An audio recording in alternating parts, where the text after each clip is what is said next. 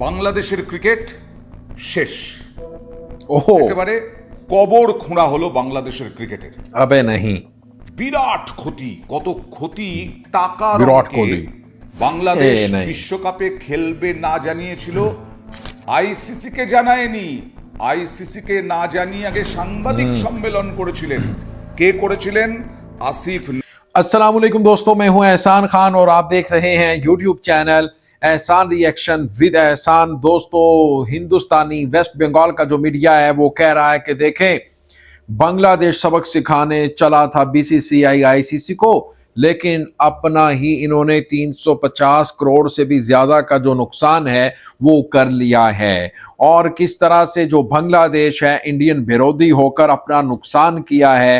और देखें, अब बांग्लादेश की जो क्रिकेट है वो ऊपर की बजाय नीचे जाएगी और बांग्लादेश के साथ कोई भी नहीं खड़ा, अकेला बांग्लादेश है। पहली बात तो मैं आपको ये बताना चाहता हूं कि बांग्लादेश अकेला नहीं है, बांग्लादेश के साथ अल्हम्दुलिल्लाह पाकिस्तान खड़ा है। और दूसरी बात, आप कह रहे को 350, क्या 350 करोड़ की औकात है? सबसे पहले मुल्क होता है, अपनी कंट्री की इज्जत होती है, रिस्पेक्ट होती है। जब वो ही ना रहे तो पैसे की क्या वक़्त रहती है। बांग्लादेश ने जो डिसीजन, जो फैसला लिया है वो इतिहास में लिखा जाएगा, वो तारीख का हिस्सा बन जाएगा। इस तरह के फैसले, जिनके दिल बड़े होते हैं टाइगर जैसे, वो ये बड़े बड़े डिसीजन लेते हैं। हर कोई ये फैसला नहीं कर सकता।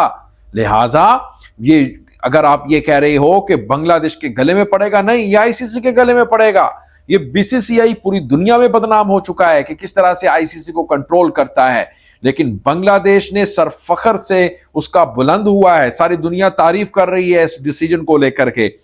दोस्तों, पहले वीडियो देखेंगे, फिर मैं आपको बताऊंगा किस तरह से आज पहली जो फ्लाइट है वो ढाका से कराची आ रही है। मैं समझता हूं कि एक ऐसा सफर शुरू हुआ है जिससे पाकिस्तान और बांग्लादेश तरक्की के दरवाजे खुलेंगे, दोनों मुल्क आपस में बहुत करीब आएंगे, जिससे आप देखेंगे कि इंपोर्ट एक्सपोर्ट्स में भी इजाफा देखने को मिलेगा। लेकिन और भी बहुत कुछ खबर है मेरे पास जो आपके साथ शेयर करना है, खबरें हैं वो बताऊंगा, लेकिन पहले ये वीडियो देखते हैं। 3, 2, 1 एंड क्यू। বাংলাদেশের ক্রিকেট শেষ। শেষ। একেবারে কবর খোঁড়া হলো বাংলাদেশের ক্রিকেটের। বিরাট ক্ষতি, কত ক্ষতি টাকার অঙ্কে। বাংলাদেশ বিশ্বকাপে খেলবে না জানিয়েছিল, আইসিসি কে জানায়নি। আইসিসি কে না জানিয়ে আগে সাংবাদিক সম্মেলন করেছিলেন।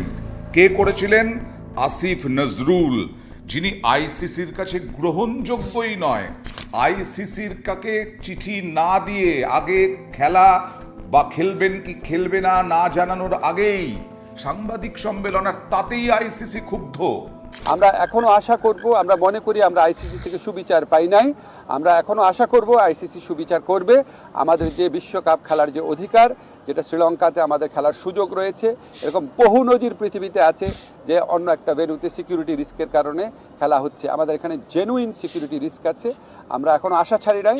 আমরা আশা করব আইসিসি আমাদের জেনুইন সিকিউরিটি রিস্কটা সুবিবেচনার সাথে নিয়ে আমাদেরকে শ্রীলঙ্কায় খেলার সুযোগ করে দেবে বিশ্বকাপ। আমরা সেই আশাবাদ নিয়ে এখনো অপেক্ষা করছি। আইসিসি বাদ দিয়ে দিল বাংলাদেশকে। টি-20 বিশ্বকাপে খেলবে না বাংলাদেশ, খেলতে পারবে না, কারণ আইসিসি বাদ দিয়ে দিল বাংলাদেশকে। পরিবর্তে স্কটল্যান্ডকে খেলানো হবে। এবার একটা ফিরিস্তি দিই, কারণ ভারত বিদ্বেষ, প্রচন্ড ভারত বিদ্বেষ, আর সেই ভারত বিদ্বেষের বিরাট মাসুল গুনতে হলো বাংলাদেশকে। ক্রিকেটের কবর খোঁড়া হয়ে গেছে, যদিও জামাতরা তো চাই ক্রিকেটের কবর খোঁড়া হোক, কিন্তু ক্রিকেট প্রেমী আছেন তো বাংলাদেশে লক্ষ লক্ষ, ক্রিকেটাররা আছেন তো যারা কষ্ট করে বাংলাদেশকে কোয়ালিফাই করিয়েছিলেন টি-20 বিশ্বকাপে অংশ নেওয়ার জন্য। সেই টি-20 বিশ্বকাপ থেকে বাদ হয়ে গেল বাংলাদেশ। ভারত বিদ্বেষ, চড়া মাসুল। শুধু ক্রিকেট খেলতে পারবে না, টি-20 ক্রিকেট খেলতে পারবে না এমনটা নয়, আরও কি ক্ষতি? 330 কোটি টাকার ক্ষতি। কি হিসেবে 330 কোটি টাকার ক্ষতি?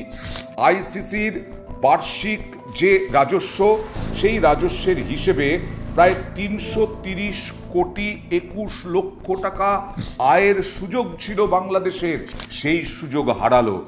রাজস্ব আইসিসি যে টাকা যে রেভিনিউ আর্ন করে তার থেকে 330 কোটি 21 লক্ষ টাকা বাদ, পুরো বাদ। আরও কি কি আয় হারানো, তা হচ্ছে আইসিসি থেকে আসা বিসিবির বাংলাদেশ ক্রিকেট কন্ট্রোল বোর্ডের বার্ষিক যে আয় হয় তার 60% অর্থ হারানোর আশঙ্কা। এক তো 330 কোটি টাকা, 330 কোটি 21 লক্ষ টাকা, অন্যদিকে 60% অর্থ। আরও বড় ক্ষতির আশঙ্কা। আরও বড় ক্ষতি কি? আরও বড় ক্ষতি হচ্ছে সম্প্রচার সত্ত্ব এবং স্পন্সরশিপ থেকে যে আয় হওয়ার সম্ভাবনা ছিল সেই সম্ভাবনাটাও ভোগে চলে গেল।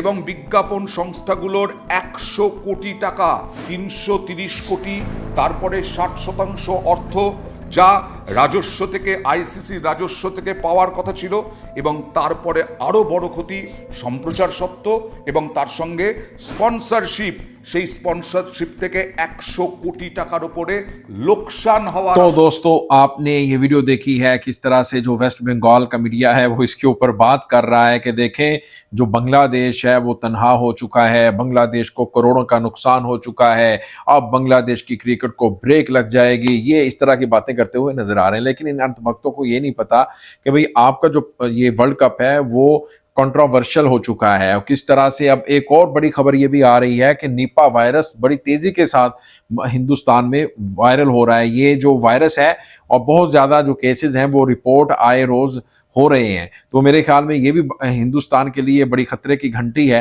कभी ऐसा ना हो कि फॉरेनर जो प्लेयर हैं वो हिंदुस्तान में आने से इनकार कर दें, जिससे हिंदुस्तान का ये वर्ल्ड कप है वो खतरे में पड़ जाए, कोई आए ही ना और सारे का सारा जो वर्ल्ड कप है वो श्रीलंका में शिफ्ट हो जाए। ये भी तो हो सकता है ना। और फिर दूसरी तरफ देखें कि किस तरह से पाकिस्तान और बांग्लादेश के जो ताल्लुकात हैं वो बेहतर हो रहे हैं, और ढाका से 13-14 साल बाद ये जो डायरेक्ट फ्लाइट है वो शुरू हुई है, यानी ढाका से कराची आज पहली फ्लाइट आ रही है। इससे देखें कितने ज्यादा फायदे होंगे पाकिस्तान और बांग्लादेश में। जो टूरिज्म सेक्टर है वो बढ़ेगा, ट्रीटमेंट करवाने के लिए यानी हेल्थ सेक्टर में बांग्लादेश से लोग पाकिस्तान आएंगे, पाकिस्तान से बांग्लादेश में जाएंगे। अब देखें बांग्लादेश जो मेडिकल में बहुत आगे है, फार्मास्यूटिकल एक बड़ी इंडस्ट्री है बांग्लादेश की आफ्टर ये गारमेंट्स और टेक्सटाइल, और मैं समझता हूं कि फार्मास्यूटिकल में बांग्लादेश का एक बड़ा नाम है, उससे भी फायदा लिया जाएगा। फिर देखिए टूरिस्ट आएंगे पाकिस्तान में घूमने फिरने के लिए और पाकिस्तान से जाएंगे बांग्लादेश में। इस तरह दोनों मुल्कों के जो लोग हैं वो बहुत करीब होंगे। कल्चरल नॉर्म्स वैल्यूज पहले ही एक जैसी हैं, लेकिन जब डायरेक्ट फ्लाइट शुरू होगी उससे और भी ज्यादा फायदा होगा। दोस्तों आपका क्या कहना है इस वीडियो के बारे में बताइएगा कमेंट सेक्शन में। अगर वीडियो अच्छी लगी हो तो चैनल को सब्सक्राइब कर लें और बेल आइकन भी प्रेस कर दें। मिलेंगे आपसे नेक्स्ट वीडियो में, तब तक के लिए अल्लाह हाफिज।